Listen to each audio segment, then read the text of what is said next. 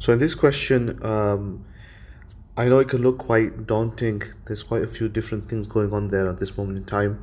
Just take it a step at a time. Focus on the things that you know, the easy rules, and then work your way through them from there. So I'm going to start off with A. If you look at angle A, it's on a straight line with another angle that's 79 degrees. So that's a really straightforward one to work out. It's going to be 101 degrees. Looking at that, it's an angle in a triangle, so 101 plus 19.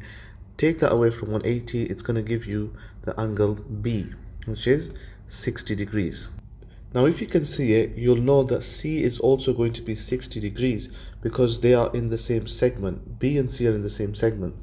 Now if you can't see it, that's it there.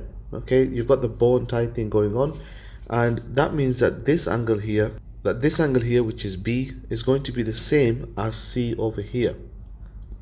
Okay, so C is 60 degrees. Then if you look at angle D, it's going to be 19 because that's also following the rule of being in the same segment. So D is also 19 degrees. Now the only one left to work out is E.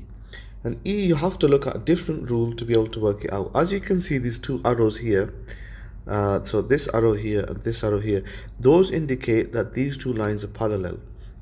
Now you might not be able to see this straight away, but it's actually an alternate angle, so it's going to be 41 degrees. The reason why it's going to be 41 degrees is because these two angles join together and this angle here form an alternate angle, or if you'd like to call it a Z angle.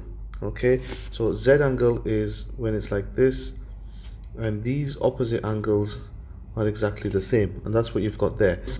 So if you know this angle is 19, what's left to make 60? Well, that's going to be 41 degrees.